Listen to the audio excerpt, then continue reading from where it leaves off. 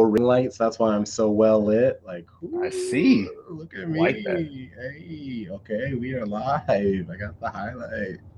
What's up, FanFest Live? I am Crunk Chocolate. That is the Sharpie, and he is safe. I know it looks like Mans is in some like dungeon.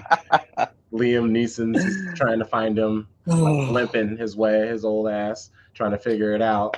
And then Andres, Tarek, he's finishing dinner. Or what's going on with you? I'm sorry, I didn't mean to catch you at a bad time. How are you guys, brothers? That's all good, man.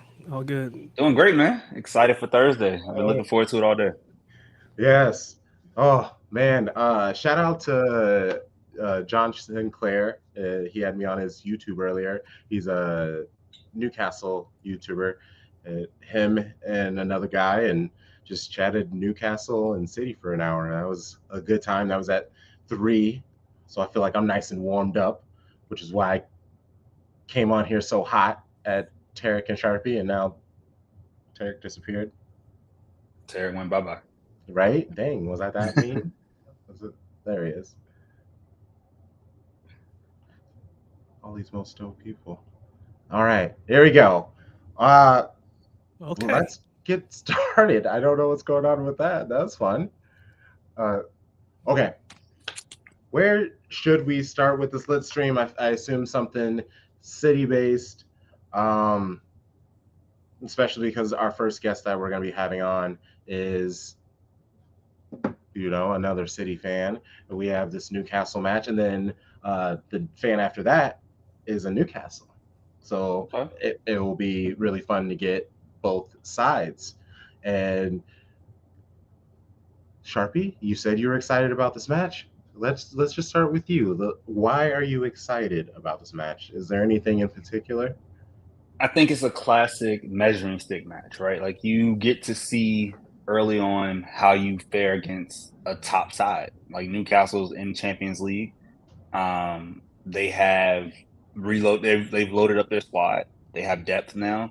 They have new signings in Tonali and Harvey Barnes, and the list goes on. So it's like, okay, how are we as the defending champs going to match up, especially now that we don't have KDB as someone we can rely on, when the pressure gets toughest.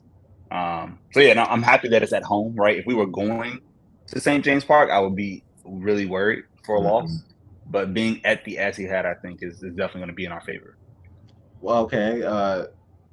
Tarek, is there any chance that we lose to Newcastle? And Oh, second, there's definitely a chance. Go ahead, keep going. no, I was just gonna say, if so, and you said yes, who's gonna be that person that's gonna hurt us? Is it just as easy as Tonali? The dude is brand new. Yes, you're supposed to have that fascinating, beautiful first match. Now this sophomore hump, second match against City. Come on now, you're coming to the Etihad, the fortress. You ain't just gonna be flipping all these crosses all over the place, like flipping your hair all, it's just bouncing beautifully all over here. We ain't doing that. Rodri will take you out. Diaz will slide and block anything. What are you talking about? If Kanji's on the field, you're definitely getting taken out. So I'm just saying, we ain't letting any of that pretty Italian nonsense in here. Do you agree with me? I have not caught up to you as far as how lit you are at I'm the lit, moment. baby. So It's the right lit now, streak. yeah, I haven't caught up yet. I just jumped on. I got to work myself up. So um, no, I don't know that I'm with you, but I think that Tonali is good. Of course, we knew he was good. We knew he was good in when he was in Italy. The question is, how does he adapt to the Premier League? How does the team adapt to having him in there? But I think he's obviously a big help to Bruno because it allows Bruno to be a little bit more free while Tonali cleans up behind him. So um, ultimately, can I point you to one particular player that I think is going to be a big threat? I guess I could say Isak, big man up front. Uh, but at the end of the day, I just think that the biggest issue is on our side. It has nothing to do with anybody else that we play. And that's probably how I'm going to feel the entire season, right? I don't care who we match up against. It's all about what we do and how we do it. right now we're still adjusting, like every new season, we're adjusting to new players that have gone. We're adjusting to new styles of play, little wrinkles that Pep puts into the system. So we are never going to be our absolute best at the beginning of the season. So from a Newcastle perspective, this is a perfect time to play us because we're still working out wrinkles. Their midfield addition, we had a midfield loss in Gundo, but we brought in Kovacic, but they're still learning how to play in that midfield. What does that look like without KDB? We've only really had one solid game without him. So I think there's still a lot of work on our side. I think we will win just because, as Charlie pointed out, it's at home, and we don't lose at home, not anymore. And so I think we'll win, but I think that they are a threat for sure. All right. Well, perfect time to welcome in our first guest. Not his first time. This is the man, the myth, the legend, the homie. Well, this is Citizen Dog. What up? How are you doing, homie? You are missed. What's up, fellas? Yeah. Doing great, man. Doing great. That's what I love to hear. That's what I Enjoying my semi-retirement, I guess. Okay, so let's hear your take. How are you viewing this match, and what are some player matchups, some people, and it could even be like a pair of players on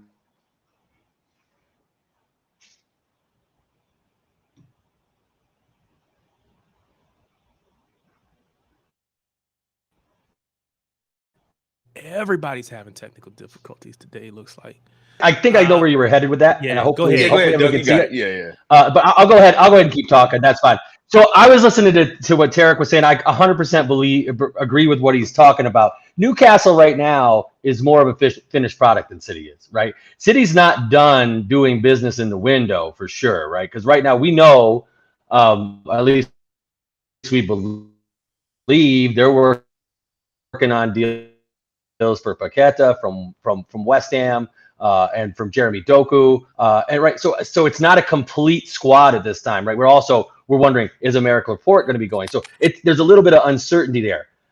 To that point, though, as you guys were saying, we've got a home match, right? And the Etihad has become a fortress for Man City over since the Pep era, right? It's become a place where opposing teams' dreams go to die.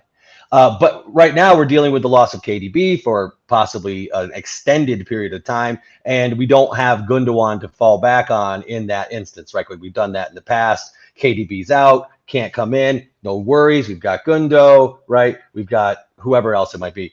Kovacic, I think, is nice, but again, to Tarek's point, not fully assimilated to the system. And we know we've seen players in the past take time, and in some cases, significant amounts of time, to adjust to life under Pep and to assimilate into the City system. I think it's going to be really interesting to see how the back line deals with Isak, how Tonali's influence this early in his time at Newcastle is felt in this match.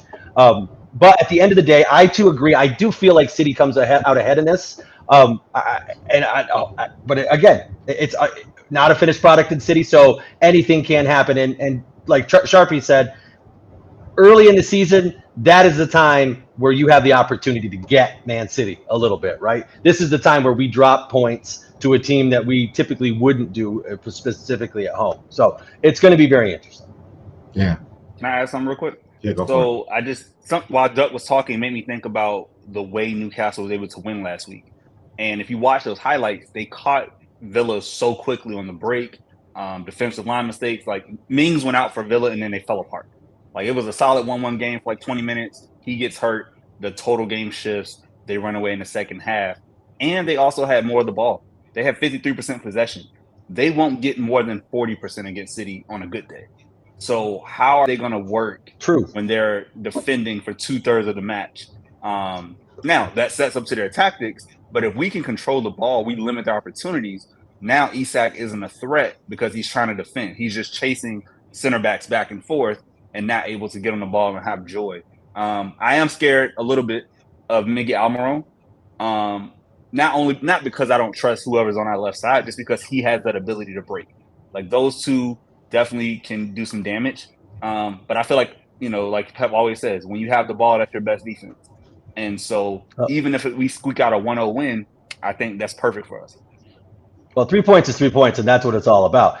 I will say, though, to your point about their ability on the break at the weekend, City looked a little vulnerable against the break against Sevilla. Sevilla had several chances and a couple that really were kind of sitters that Nasri did not put in, right? So thank God for the 30-year-old Ederson. Happy birthday to Ederson, by the way.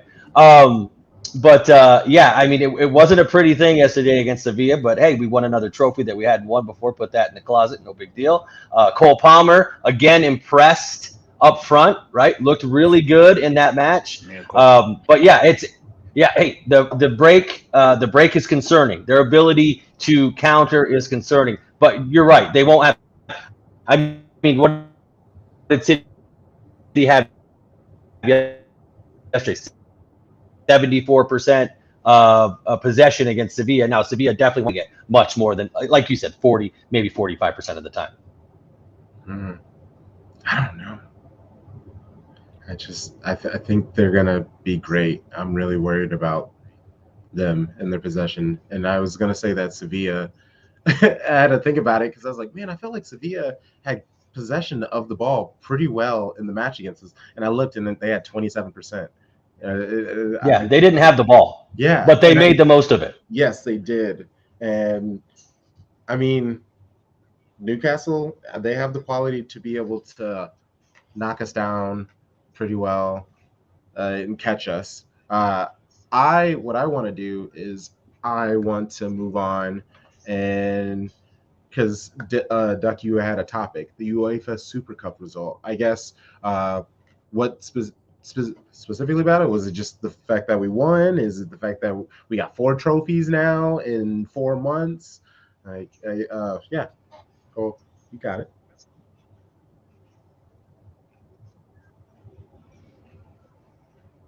Well, fun fact. I'll start off with a real fun fact, and I got this. I will give total credit. MCFC lads, if you follow them on Twitter, you're probably aware of them. I'm sure you guys have seen their account. They came out with a nice little fun fact. City is the first ever English club to win a treble and the super and hold the Super Cup at the same time. Right, so they've got all 4 of those trophies at the same time. Only English club that's ever done that. Okay, so that's a big thing. The result was what it's all about yesterday. 100%. It's at the end of the day, it's just like the Community Shield. It's an exhibition match, right? It's a promotion for the upcoming UEFA seasons of Europa League and Champions League. But Sevilla has played. That was the 7th time that Sevilla has played in the Super Cup. They've won it once, and they've always played as the Europa League champion, never as a Champions League champion, of course. But it was important for City when you have the opportunity to win a trophy that you've never won before, and one that has a little bit of cachet to it. It's not, it's not the Audi Cup, right? It's not like one that Tottenham won last year. Okay, it's a little bit more important than that. And not to bag on Tottenham, but yeah, to bag on Tottenham. So it was really important for that, and not just that, but to get a good feeling, right? To get Gvardiol, he's been at the club for a minute and he's got a trophy. Boom, done. Kovacic, same way. He's been at the club for 4 weeks, got a trophy, already in. So you're in that system. We are City. We are about winning. We're playing to win, and that's all there is to it, right? We're in a competition. We want to lift that trophy. Can we talk about the penalties? Because when have we ever seen City go up and go 5 for 5 on pens with Kyle Walker hitting the decisive penalty? What the hell was that? I was in shock. He tried not watching that. He tried not to. He absolutely tried not to. Yeah. But he got it despite himself. Bono, thank God Bono didn't get that get enough of that ball to keep it out. And then to have I can't remember who took the last penalty for them, but to hit that crossbar. And it was very fortunate. We don't win penalty shootouts. We know that, but it's just not something that we're known to do, right? So, case in point, the Community Shield the week before. But in the Community Shield, I think KDB was our first taker. I think, and he missed.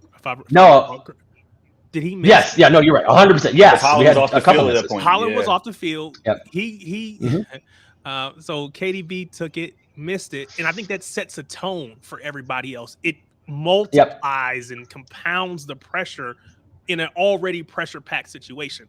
So to have Holland on the pitch, go up there, put it in the back of the net. Now it's like, okay, here we go. And so it's a different vibe right off the jump with those penalties.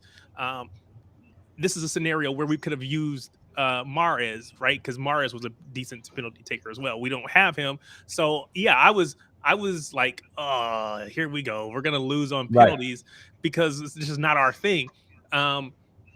So I think I'm just kind of pessimistic by nature. I think so. Everybody that comes up, I'm looking in their eyes, trying to see, he's gonna be the one that misses it. God dog it. And they just kept knocking down. I'm like, hey, let's go. So then when Kyle Walker stepped up, I was like, what are they doing? Why is there were so many other choices? There were 5 other choices on the pitch. Ederson could have went up but first. That man's got he's got the armband. He's got the armband. He got to step up. If you're gonna be the captain, you got to step up there. Yep.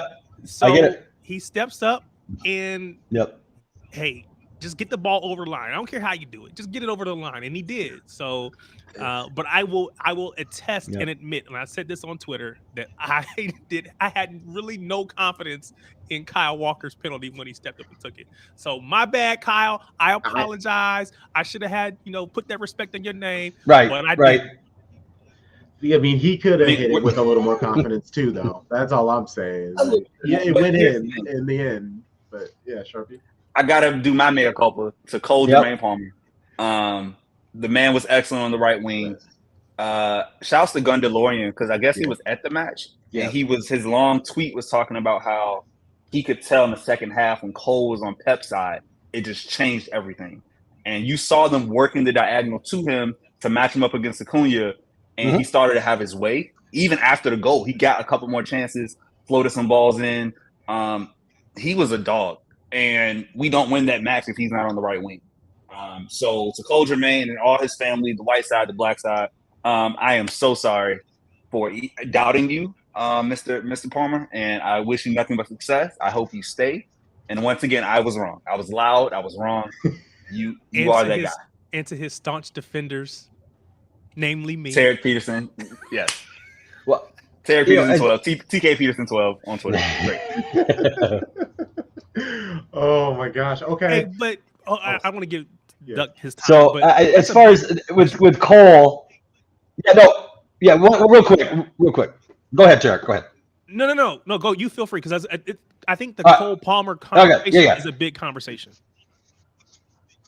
Yeah, and the thing is, and just to give you a little bit of, I don't know, a little comfort there, Trevor. It's not consistent from Cole yet, right? We see these flashes, we see these things, and he's still a young player.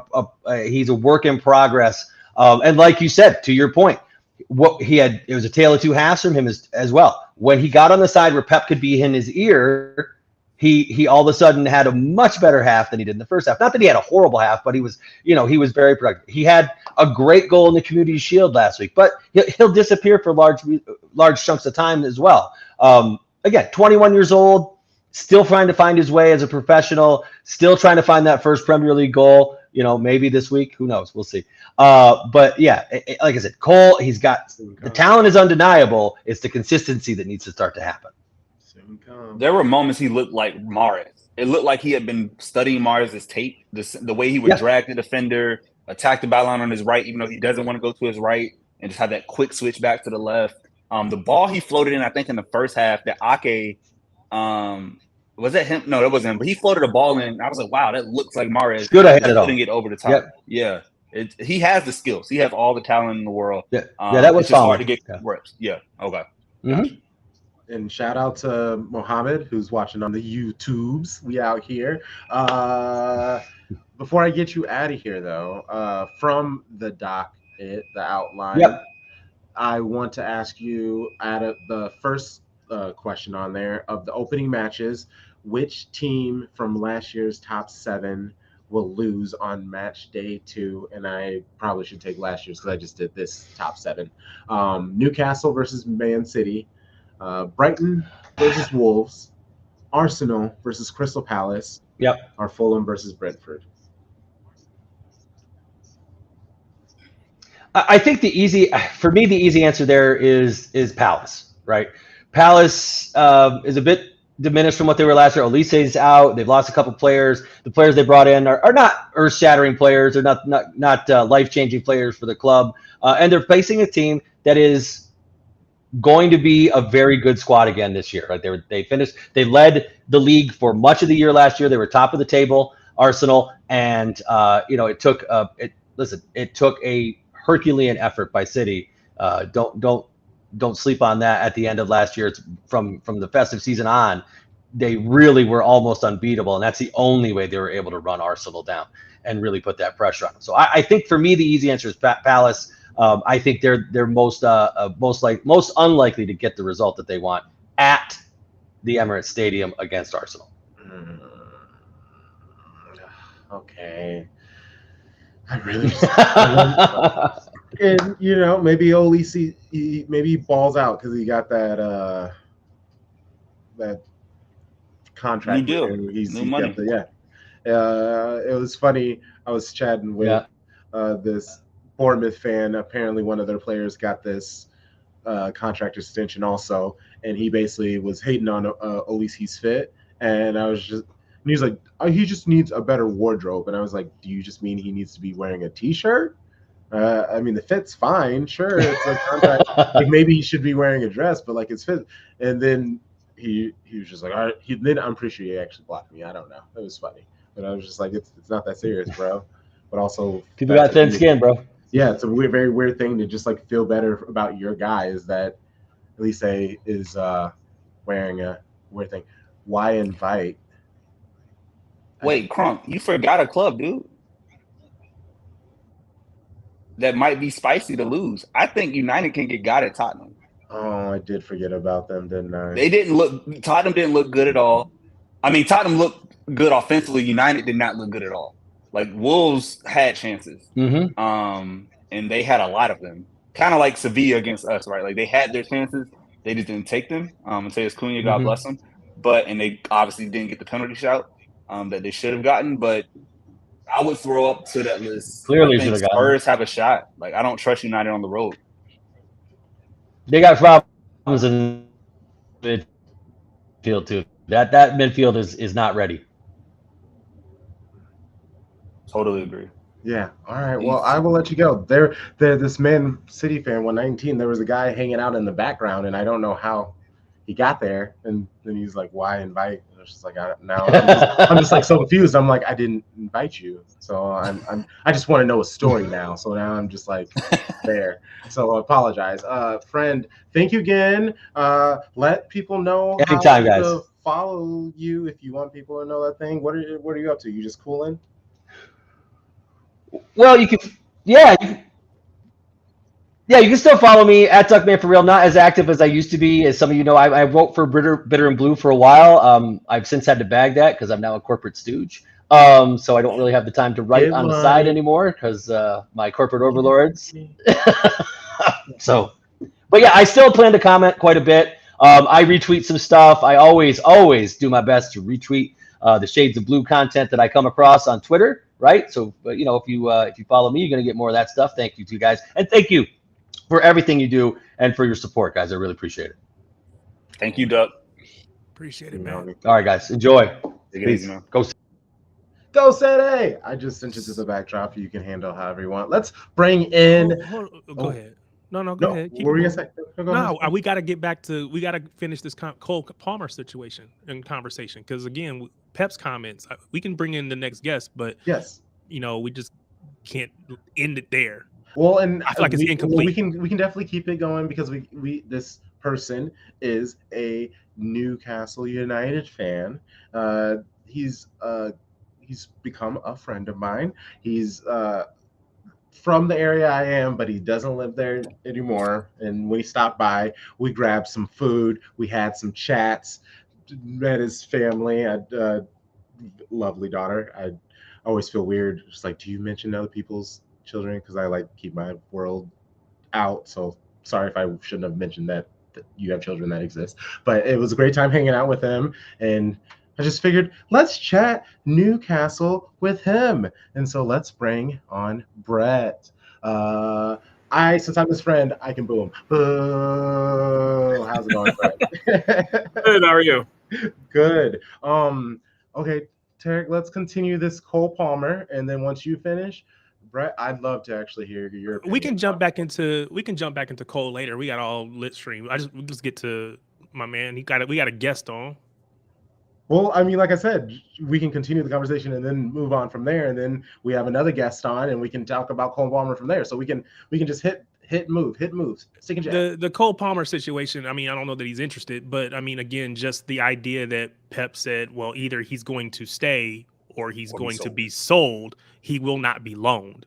I think that's a bigger conversation. Again, I don't want to take away from the Newcastle conversation because I think that's a pretty in-depth conversation. I think that's going to take some time. And we should talk about what that means for Cole. Why do we think we got to this place? So on and so forth. So I just, like I said, I don't want to take away time from him. Well, I mean, I guess I'll add it for the docket for when we record on Sunday. I didn't actually think that it was that important. I see what Tarek's saying. Like, but yeah, no, just I think I'm excited, talking about because your next guest is a City fan, right? The next guest is a City guy. No, I think he's Roberto. What are you, Arsenal? Oh, it just said Man City fan. I forgot because of the thing. Oh, but yeah, I see what you're yeah. saying, Tarek. Like, yeah. Oh, nothing. Oh, he's just a lover of the sport. Sorry, I definitely didn't mean to put the Gooners on you then. Yeah, let's talk Newcastle now. Talk Toon Army. Let's hear about all the great things going up there in St. James Park and just this beautiful flowing football that Eddie Howe's playing. Talk to us, Brett. How are you going to beat us at the Etihad? Let us know. Oh, is Brett on mute? There we go. Oh yeah, you're muted. Double mute. There we go. Can you hear me? Yes. There we go. Okay, sorry. All right. Etihad's going to be an interesting proposition. It's hard to it's a hard from seeing how this transition from what we were prior to Eddie Howe to what we've got now is light years difference, even from it. How we go about playing you guys now is going to be a lot different than, say, what we were prior to our last relegation, where we basically had to sit in lockdown, hoping to have maybe 10 to 15% possession. Now it's looking at more, if we can all equal out, have 50%, that'd be great. The transition game will be huge because obviously you saw what happened last week when we played Aston Villa, hitting them on the break. So I don't think we're as intimidated going into the Etihad as we have been before, but there's always that it's too early in the season to try to cast aspersions against anybody because we're all not necessarily on the same pay or same level, but we're pretty close. You guys obviously have the big meat shield up front that everybody has to contend with. So we've got it'll be interesting to see being the primetime game of the week. And on that point, Brett, because I know Crunk dropped out, he'll be back, so I'll try to get my hosting thing going. No, you're good. Do you think that your midfield now with Tonali, with Bruno, with Joelinton can get more control of the ball, especially with KDB being out, or do you still feel like you ought to be kind of chasing? I've got it. Personally, I think it's going to be it's going to be a kind of a back and forth. The way I looked at it kind of before, or kind of doing some thoughts about it before us having this conversation, was like looking at, if you guys, I know you guys have seen the Simpsons episode where they show the ball just bouncing back and forth on the international soccer match. Nothing happens. I've got a feeling like there's literally going to be just this dead zone in the middle of the field, and everybody's just going to be looking around like, who goes next? Who's going to be the one to make the mistake? And whoever jumps on that mistake is going to be the one that's going to come ahead in the game. So we've got, like with Joelinton, he's kind of a wrecking ball in the midfield. He's not afraid to put in a tackle. Bruno's obviously can pass the ball around and hit pinpoint passes. Tonali, we've just seen what he can do. I'm curious to see what he really can do above and beyond just what he did last week. So it's not just the one new addition. There's still our core group, and seeing how Eddie Howe and the rest of the coaching staff melds it all together, just because this is literally going to be whoever comes out on top of this is obviously going to be leading the table going forward, or at least should be. But there's a possibility if we go to a stalemate that all of us are looking at everybody above us for the next 2 or 3 weeks going, okay, how are we going to get back toward the top of the table? So it's one of those, do we all play it safe, or is somebody going to actually step up and take a chance? So that's kind of how I'm viewing this match to be. Oh, DT3 is Onana going to be able to clothesline attackers? Hopefully, let's keep that stuff going. I mean, if this was a culture shifting moment and he just somehow, like how the tuck rule changed the NFL, this moment has now changed Premier League football for eternity. And now we just got goalkeepers coming in just mad aggro and getting away with it. Ederson will actually benefit from that because he's come at people mad aggro so many times when he didn't need to. So yeah, please let's do those new rules. Let's stay on Newcastle because you guys are in more cup competitions. Do you see yourselves winning Premier League? Do you see yourselves pushing? If not one, could you get second? And then if not that, do you at least see yourself winning some sort of trophy, like an FA, Carabao, something like that? My views coming into the season, like in the house, everybody in my house has their own little team. So we kind of had this little wager of like where we think everybody's going to fall at for the season. Me personally, I was happy if we could get top 6. Just with everything going on between going back into Europe again for the first time in God's forever, and then seeing how the coaching staff prioritizes the cup competitions in the country between the FA Cup and the Carabao Cup and everything else. So priority should be the Premier League. Everything else above and beyond that is just icing on the cake, because with obviously the year and a half, almost 2 years now that we got taken over, we're way ahead of schedule where we should be. So going into cup competitions, as far as we can get along with them, that'd be great. I like, especially when it comes to Europe, I'd like to make a splash. I would definitely love to see us go above and beyond just the group stages.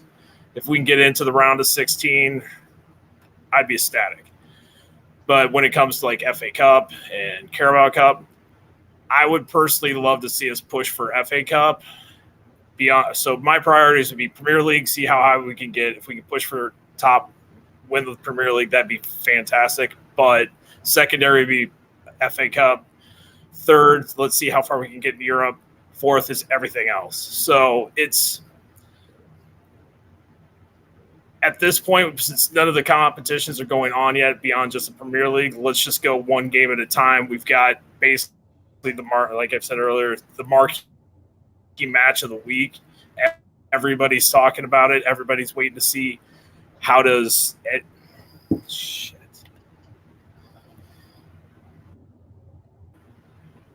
And we dropped. No, you still there? I see you, Bert. You're good. Oh, maybe he can't see us. Oh, okay. God damn it. Oh, so I think that's a little. This is Here, I'm just this gonna is drop him actually out funny. because I don't And let him come back. Yeah, I don't want him to keep all like cursing and all those things. Okay, so let's go back to Cole Palmer now. We got him. I think he's gonna stay. I think Pep is just because you want to leave the thing open, but his price goes up. I'm adding a chunk more to it because it's just like, unless I'm just tired of all this Doku. Is he not gonna come in? Is he not coming? All these other people. It's just very frustrating. Derek, what do you think should happen? So, I personally want to see Cole Palmer succeed. I want to see him take the same path that Foden took. And I think what Pep is saying is to Cole, look, Foden had to kind of earn his way. You're going to have to earn yours too. We got you back, man. Glad to have you back. No, it's all good. So where were we? Your list of priorities. And I was going to say to that list, don't sleep on the Carabao Cup. As we saw with Man United, it can change your entire season just to get that, because it's the first big trophy that goes out in February. So, like, you all, I hope you all go for it. Like, I hope that's not a thing where, like, you rest players. I just think it's not an easy trophy to win, but it's probably the easiest of the three in England. So, I would back you all for that for sure. You have the pieces.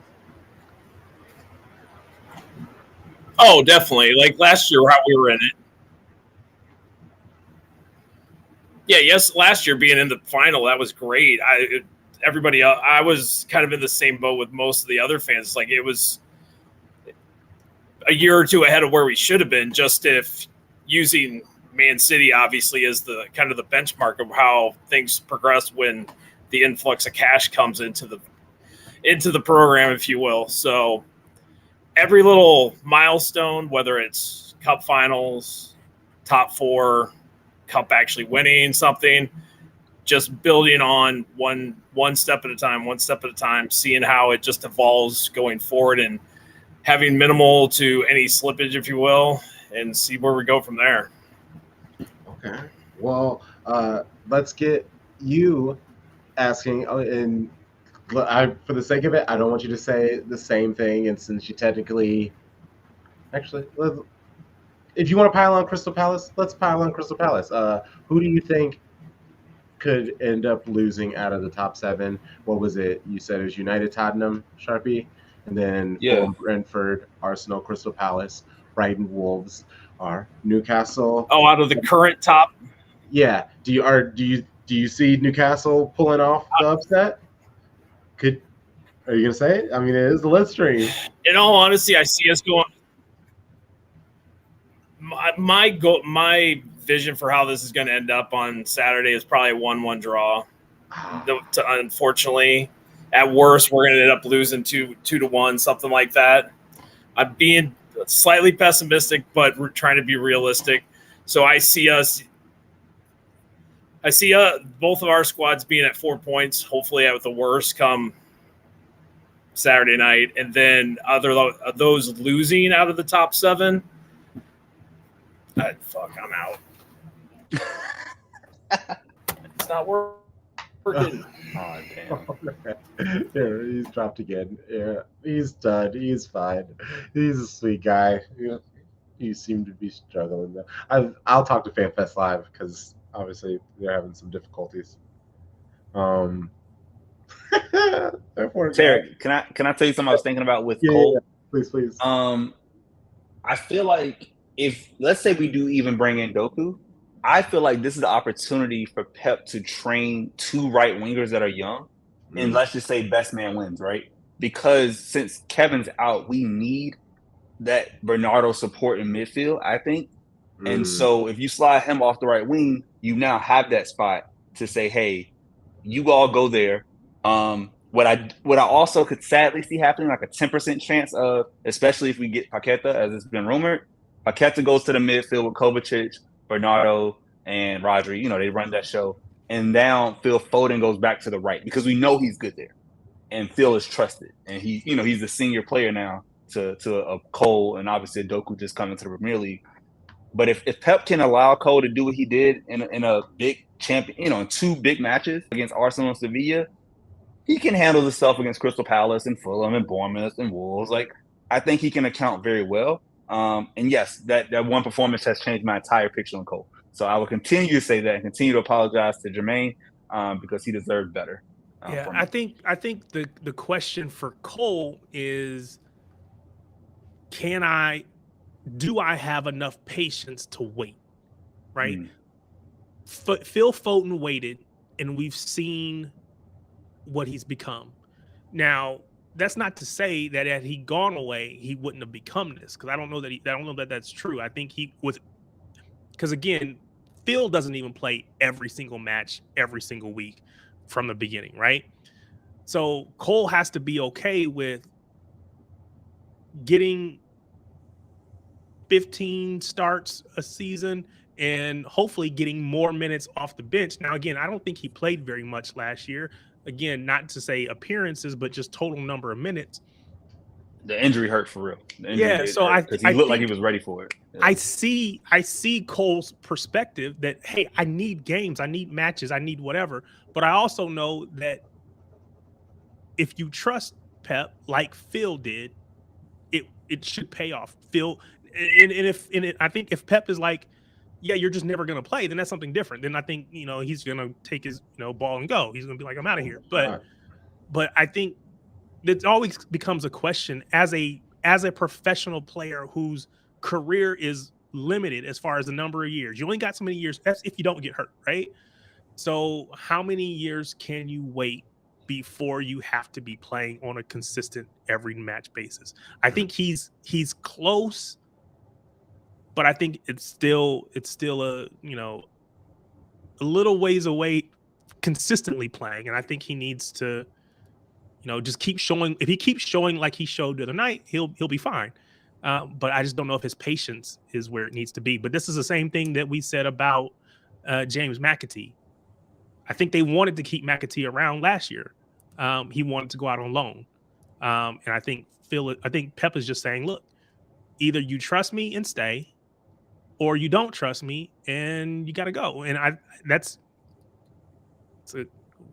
don't know how to feel about that, because I'm torn. I'm torn between my mixed emotions. Hold on before we go, because I want to get Roberto in here because of the fact that he doesn't even have a team. So maybe he does have thoughts on Cole Palmer. So I would like to bring him on. Roberto Rojas, how are you doing, homie? My pleasure, guys. Thank you for having me. Yeah, super excited. And, I think it really is an interesting fact in just going into Cole Palmer, because I think, it's a case of really that there's so many talents out there. And this happens even in other big clubs as well, where you have teams that obviously buy star players. And then you think, okay, what are they doing with their academy? Are they producing any good players? We even see that in City with Phil Foden, how Guardiola was patient with him. I'm not here to say that that Palmer could be. He could definitely be what Phil Foden is right now. But I think ultimately at the end of the day, it's still, for all intents and purposes, it's a thin squad that Man City has. It's a really thin squad. And, I'm not obviously bashing on them and saying that if they get injured and goes in Cole Palmer to get his opportunity. But I think it's very much a case of it's a very long season. This is a Man City side that, you would think are going to play, 50 or so games if they go and contend for all titles. So you're going to have a lot of players that are going to feel like they need to be rotated. And I think Guardiola is smart enough to do that.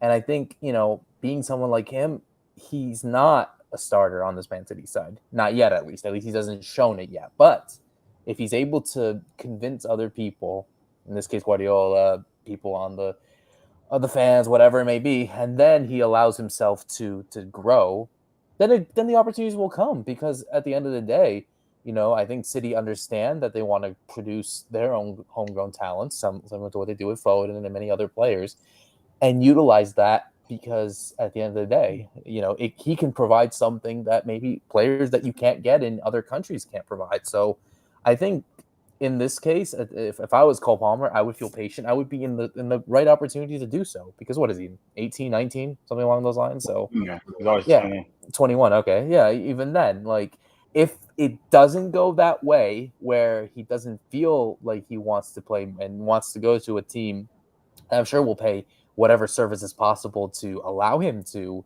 be a starter, if not at worst a rotation player, then they'll do it. That's how the business works, and that's how football works as well. But I think Palmer is going to have to really break out in the opportunities that he is given in order to stay on that side. Did anybody else see the link to where it was like Cole Palmer, somebody linked him for like a $30 million move?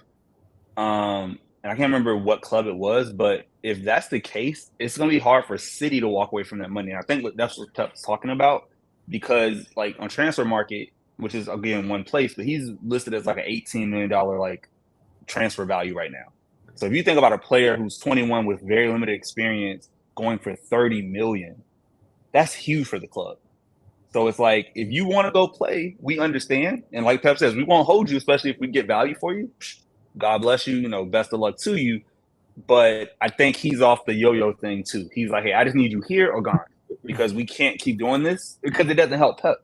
It's like it's cool, but I need somebody in that spot. And to your point, Roberto, it's a thinner squad. Like I'm used to it now. Like I know we're not going to carry 26. That's just not what we do. Like 22, 23 is the max. But if you got a spot and you need a right winger, you need that winger to be there and to be willing to wait for Pep and be flexible and know that Bernardo Silva might take some of your minutes and Phil Foden might get some minutes and you might have to just wait for the Carabao Cup, right? Like, but that's your time to shine. Yeah, and of course, like again, injuries could happen. No one expected Kevin De Bruyne to have that injury. No one expected, even we're not talking about City, but look at Chelsea, for example, Reece James. That's why they bought in that surplus with Malo Gusto and so on and so forth. It's like it's having that surplus ready. It's not always going to be needed, but in the circumstances that it does need to be needed, then boom, you have your players ready. In this case, Cole Palmer. But I get that. Like I'm sure there are clubs out there that are going to be willing to pay that much money, like you said, 30 million, which for some that number. Yeah, that number seems high, but I think what I've seen as far as that is concerned is including him as kind of a make weight for Paqueta. That's what I thought. Yeah, West Ham was the one. Yeah. So if West Ham is willing to, from an accounting perspective, say that we're giving you 30 million for Cole, then again, I'm with you. It's probably going to happen. And if they're guaranteeing him that they're gonna play him on a regular basis, it feels like maybe a win-win for everybody involved. I just really want to see him succeed because I want to see a well-worn path from the academy to the first team. And I need more players than just Phil Foden to walk that path so that the people coming behind him, the Oscar Bobs, again, it could have been the Lavias. It could have been the Carlos Borges. It could have been so many players. You think going all the way back, you think Brahim Diaz, you think Jadon Sancho, all these players that were right there on the cusp, but either didn't have the patience or whatever to wait for that opportunity. And most of them never make it back. If they go out on loan, they never make it back. More recently, we've stopped even loaning players for the most part. We've just sold with buyback clauses with the hope that when the time comes, they'll want to come back first and foremost, because if they don't want to come back, it doesn't matter. And I just think I understand it, but again, I just want to see more people successfully make that transition. Sure. Oh, wow. I mean, any more Cole Palmer? Was there any other angles you had there? No. We can jump off that because again, it was just about Pep and the comment that he made, and what does that mean for Cole's future, especially having made that comment, I believe, after my man goes and scores a goal to put us in a position to actually end up winning that trophy. So it just seemed weird timing, but at the same hand, I understand it because this is where we are. We're getting close to, the window's about to close. We got to be decisive in our decision making. You're going to stay, you're not going to stay. What does that look like? And what does that mean for the club going forward? So I get it. Okay. So go ahead. No, what were you going to say? No. I was going to add. So you're not a fan of any club necessarily?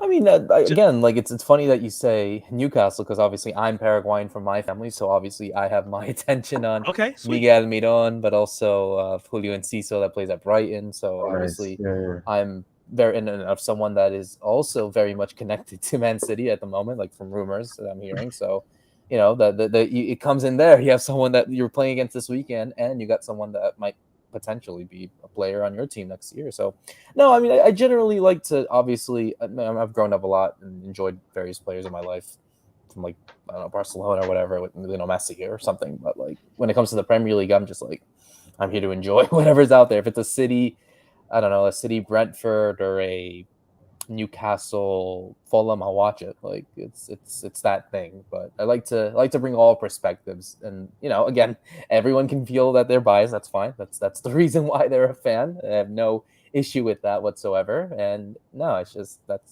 how I personally feel would be great for debate. Yeah. Well, and you brought Brett said that he heard you on TalkSport, and so obviously you're used to having these football banters with people. I guess, what is a recent topic or conversation that you can be real here? This is a lead stream that I guess almost has you like, oh, I don't want to talk about this anymore. Oh, it annoys me. Yeah, I mean, I don't know. It's weird. I guess, everyone's now talking about everyone going to Saudi Arabia and all that kind of stuff. Like all those players going in. There was someone even this was kind of the debate that everyone was. I forgot who it was from, but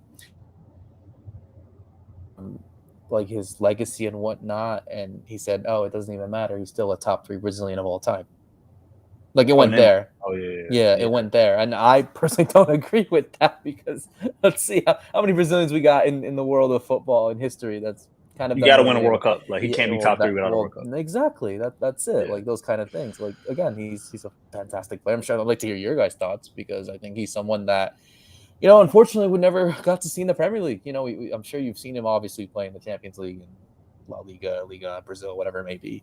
I feel like that was maybe kind of the missed boat in a way. Like it would have been very nice to see him in the Premier League, being at a City, a Chelsea, Manchester United, whatever. I think that's kind of the legacy that unfortunately he has, is that he couldn't make it really into the realms. I mean, he still has, what was he, all-time top goal scorer for Brazil. He's won titles everywhere, but he probably isn't. I think that's kind of the pressures of being Brazilian. It's like you have this entire like legacy to put in of like really feeling like you're going to be the next big thing. I saw a magazine cover from Time magazine that rated him at 21, the next Pele.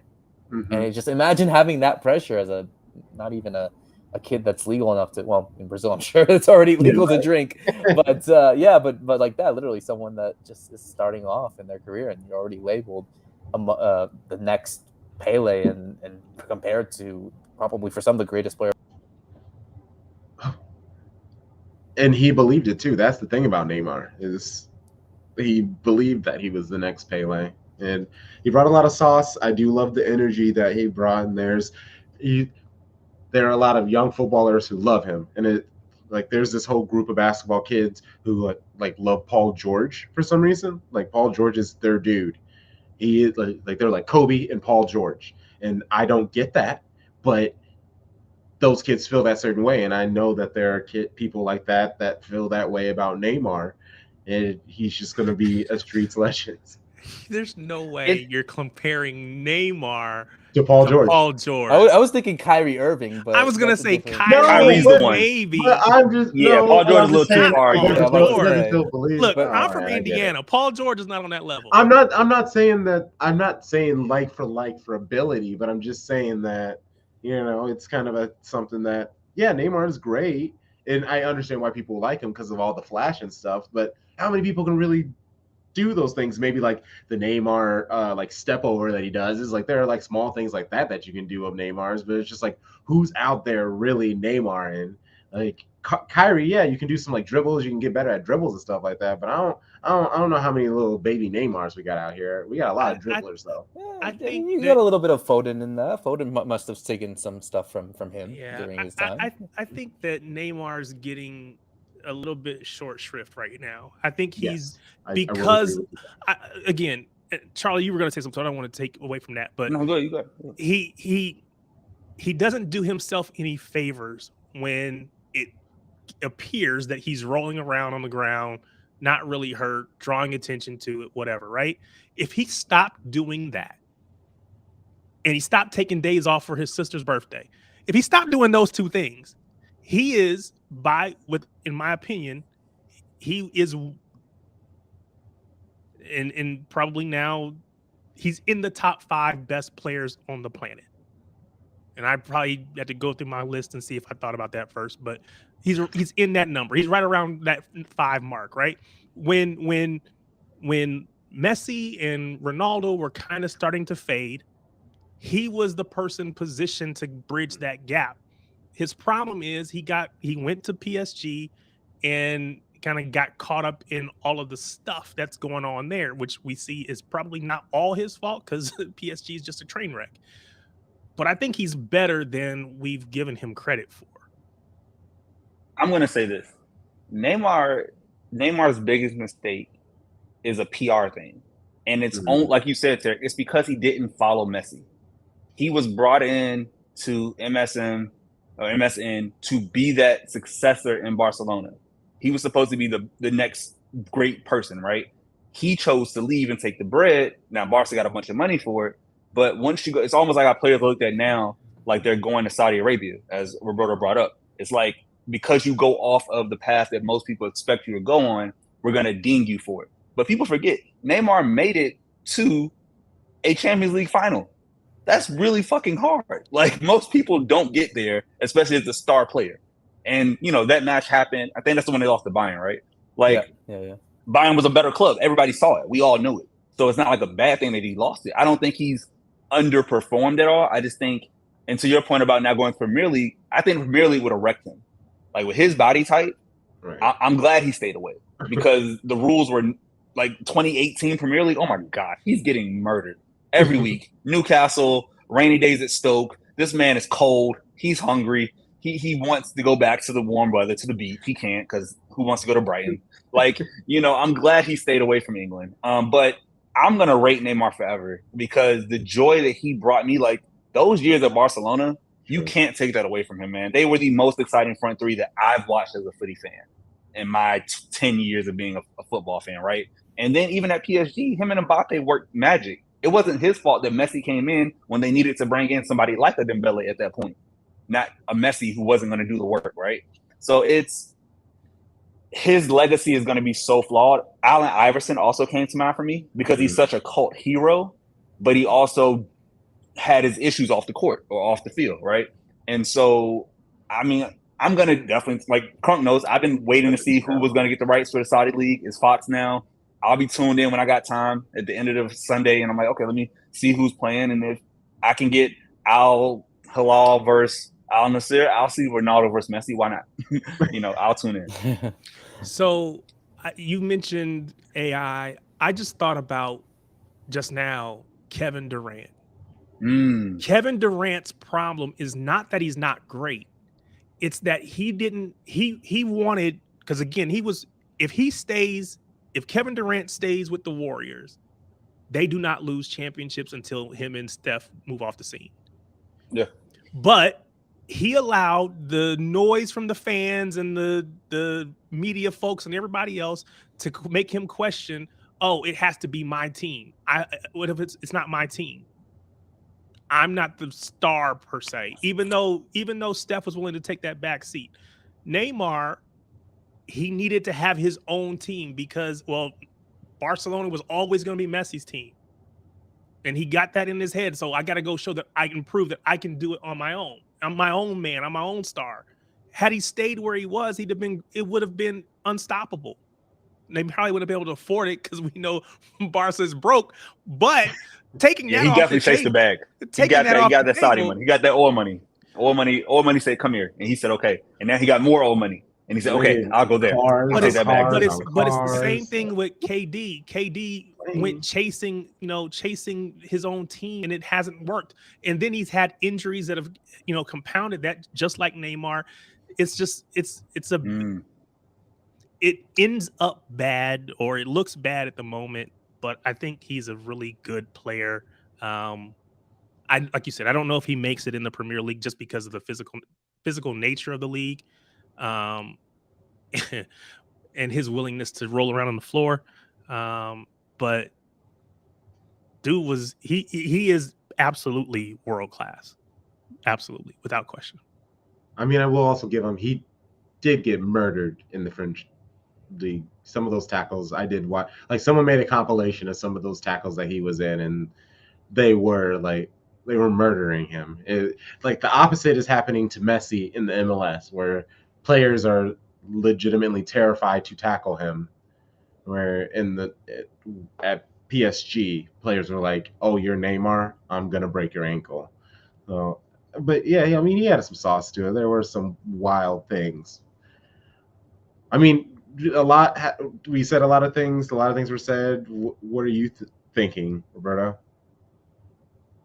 Yeah, I mean, again, as well, like I think it comes into that. It really is, again, and I think I saw like some video on YouTube the other day about saying like how you've also see a lot of these Brazilian players, with exceptions. I mean, you see like what Thiago Silva, Dani Alves, they play way into their 30s, but you kind of see that drop off. And the one reminder was you talk about the sauce, and Ronaldinho was like that too. He encapsulated a lot of kids of maybe my generation, maybe the generation after before me, really as someone that liked to have fun. He was someone that liked to always have a smile.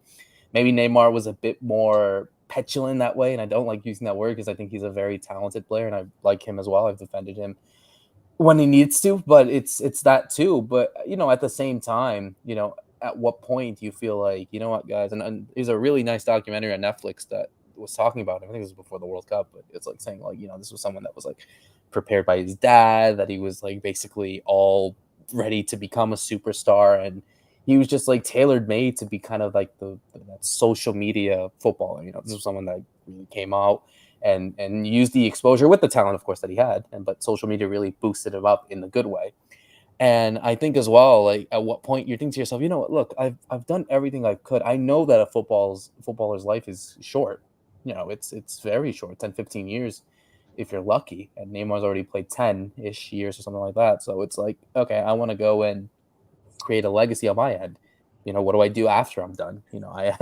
I've become the most recognizable Brazilian for the last decade or so. Like, I'm gonna go utilize that to my power, and I think it's gonna be interesting to see what he does in his life. I mean, it could go the way of like a lot of Brazilian footballers going to politics or something. I would not be surprised if he goes and does like some sort of like sponsorship with like a far right something. I don't know, just something along those lines with like some evangelical stuff, something like that. But no, I think it's just it works in that end. Do you become the player? And this is I guess this all depends on how you view the sport and how you view athletes as well. Like, do you view people that are just going there to make their living, secure their bag and obviously help their families, or do they go there to try to create a legacy? Similar like Messi, for example, like, who's won it all, got all the money that he needs, and now he's obviously in a position now in MLS where he could just do what he wants and relax. He said that today in his press conference, that he hated his time at PSG,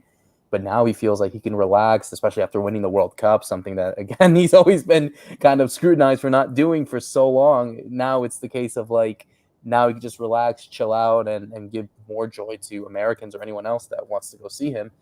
Whereas for Neymar, it's like, because he didn't fill those expectations to win a World Cup or even a title for Brazil, you're like at a point where I'm sure he feels jaded. You know what?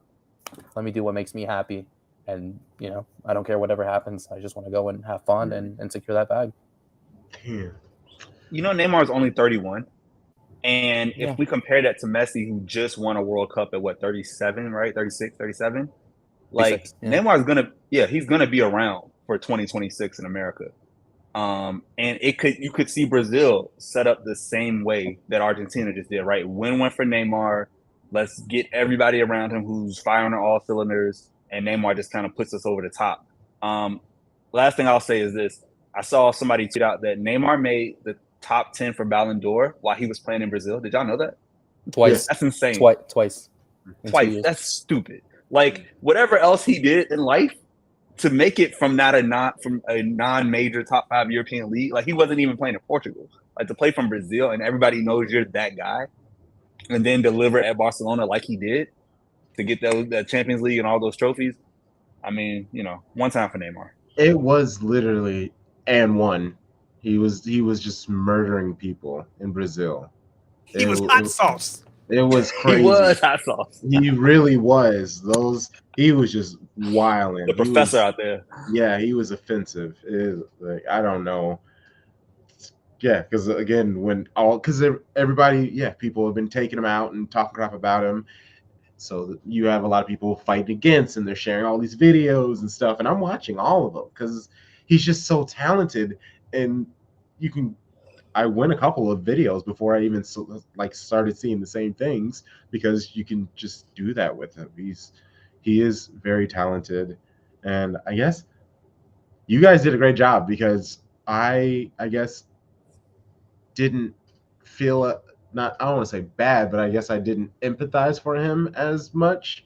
or I guess I thought I was empathizing for him, but now where I'm sitting now, I know that I wasn't, and I do now empathize for Neymar. But yeah, get that money, bro. Get paid however you can, whenever you can. Get all those teams.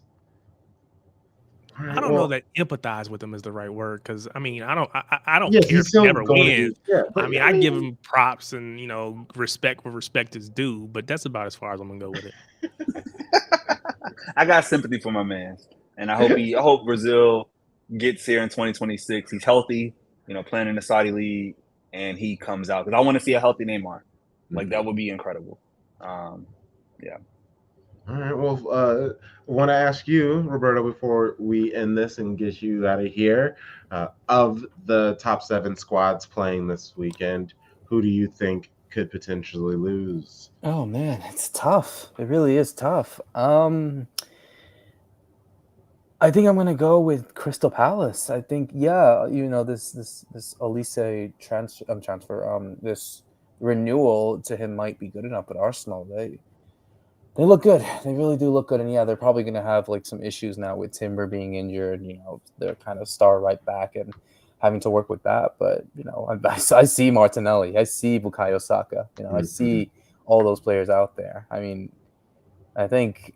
And it's a London derby. Those games are so tough that any way they can go. But I don't know. I see this Arsenal side really looking very difficult to beat. And, again, even in the matches for you guys as City fans, that obviously the penalty shootout is one thing, but at least that gives a bit of confidence as much to Arsenal fans, which I'm sure are going to be unbearable for some people because, Arsenal fans are going to be like, and I'm sure you dealt with it last season and got the last laugh, of course, winning the treble. But it's just, yeah, man. I think this team looks very good. So yeah, I'll have to say, because I like this Crystal. I like Roy Hodgson. I think he's a manager that's someone that likes to keep it old school, likes to be someone that is very respectable, not afraid to go and score up at times as well. You see that over the weekend. Yes, the player. Yeah, there you go. Yeah, I like that. Hey. Let's do that. Yes, I like that kind of energy. Not those boring types of sit on the bench, stand up, do that, come back. Nah, dude. Let's have some personality in you, have some fire in you. So right. I as much as I like Crystal Palace and Roy Hodgson, I think they lose this one barely, but I think they do lose. All right. Well, let Shady Gang viewers, listeners know how to find you in the socials and plug anything that you're up to. Yeah, absolutely. Thank you guys for having me. Of course, you could follow me at Roberto Rojas 97 on Twitter, where I do 2 other podcasts. I do the Low Limit Football podcast, which is basically a football podcast I've been doing for almost 10 years, speaking about the world of football, be it in Europe, South America, North America, wherever it may be, with my co-host Joe Usello.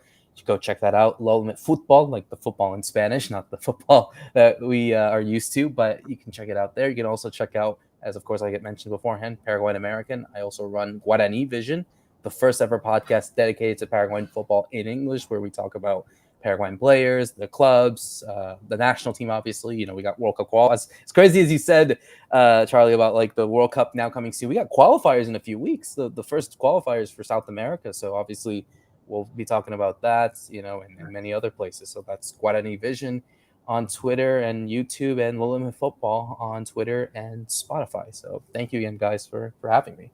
Yeah. Nice to meet you, Roberto. I'll definitely follow back. Appreciate it. Jumping on. Have a good one. Thank you so much, guys. Have a good one. Bye. All right. Well, hold on real quick. Oh, yeah. So he brought up Paraguay and South America. So couple things. Going back to Saudi Arabia, did you see that they are pushing to have a Saudi Arabian club invited to the Champions League beginning in 25, I think? Ooh, with the new format. I like it. So do you think they were making these moves for the players knowing this was going to be announced? I don't know that. I don't even know that it's announced. It's just that they're pushing for it. They're hoping for it. Yes. But I mean, it makes sense though, because if you're bringing all these players in, yes, and you're bringing all these players in, and I guarantee you, money, commercials, the ad people, they're gonna be like, we want those people in these tournaments. That's what I was gonna say. It gives them leverage because we have some of the biggest stars in the game. You want to see them. in your competition. Now the problem is the Saudi Arabian clubs at the moment are not limited by UEFA's rules. So financial fair play, all that stuff doesn't matter to them. If you put them into European competitions, in theory, you would think they'd have to abide by European competition rules, which means financial fair play. From now kind of on, stuff. though. Yeah, but I mean, again, I suppose you could just say, well, we already got our team ready to go. We're going to bring them as they are. But I don't know that, again, that would not, I mean, again, I don't say it won't happen because anything can happen when it comes to money. But that just puts the European clubs at a disadvantage. I would watch it. I just hope that for fairness sake, it doesn't happen because of the point you just said, Tarek, right? Like, and they're literally not in Europe. Well, that's what I was going to say next. They're not even in Europe. Go to Club World Cup now. If you want to add a team to the Club World Cup, well, they can already be in the Club World Cup. Yeah, that's if they great. Win you their do confederation. That, right? Do that in December. As City will be there showing up. You know, we got 2 games hopefully for the win. But yeah, would I watch it? Of course, but it's unfair because all these other clubs are doing it, and especially now like the new coefficient system and who gets invited. Like nobody's trying to give up a spot. Like they fought for those spots. Every league has done like, hey, we getting our numbers. All right, bet. So yeah, that would be very interesting. Crump, did you want to laugh at Liverpool before we left, or you want to save that for later? Okay, I'm sorry. Go ahead, sir. Well, I was saying, so take that a step further. Now, there is conversation about Inter Miami, aka Club Messi, being invited to Copa Libertadores in the next couple seasons, which is South America. I mean, that's their prerogative. I'm not South American, so I will watch it. You know, tell me, I'll tune in on Fox. But you know what? But it didn't. And again, I didn't see the whole thing. But it doesn't sound like we're inviting a MLS winner to come. We want Messi. We want Inter Miami. And if he changes teams, god dang it, we don't want. We only want a team with Messi on it. Because he's Argentinian. That connection makes perfect sense. And the team is filled with South American players. I feel like in that regard, maybe South Americans would feel the same way Europeans do. Like, no, don't come in you're not worth it. But with the Argentinian fans, they will say, yes, we want to see as much as Messi play as possible. See if he can do it against River Plate and all those boys down there, Boca Juniors and all that. Yeah, so it gets messy like that. Now that is carnage. Oh. If you ever watch any of those matches, they go in. That pun you did, it gets messy. Look at that. Oh my gosh! Look at you! He did it again. He did it again. Bars and don't even realize it. Thank you, Drake. Thank you, Drake and Travis Scott. You all have seeped into my subconscious. Damn, that's really what it is. Thanks, guys. All right. Laugh at Liverpool real quick before we get out of here. I mean, I saw it on the doc, so we can save it because we still got time to laugh at them later if you want. Yeah, I mean, we have a kickoff show. And then we can do a kickoff show. We'll be doing and it's a kickoff show and it's a live watch along, so we'll have plenty of time. And I'm sure our Newcastle friends will want to also laugh at Liverpool. Yeah, so. Let's save the laughter. Yeah. Yeah. Okay. Cool. So I like then that. let me say one more thing. Theo Walcott. I saw that he retired. Oh, and yeah, so it just puts me in the mindset, I remember him and I thought he was on a path to being really, really good. He was exciting. He was quick. He was super Arsenal, fast. Right? Yeah. He had been at, I think, Southampton initially, then went to Arsenal maybe. And then it just never went anywhere from there. And he ended up back at Southampton. But it was just like, wow, I feel like I've been watching football enough now to see a young player kind of grow up through the ranks and become what they thought was going to be a star. And then now I see the end of his career. So it's like, I don't feel like I've watched footy for that long, but now I feel like, you know what? I've seen a whole career almost at this point. God dang it.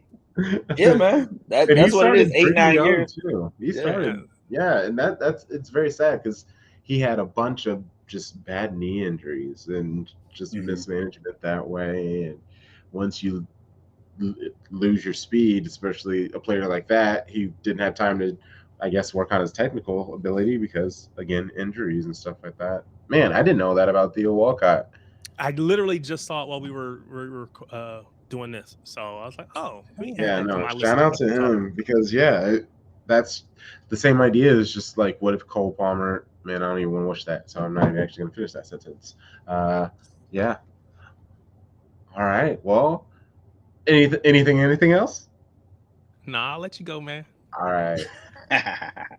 Uh, sure. We'll just see each other in 2 days.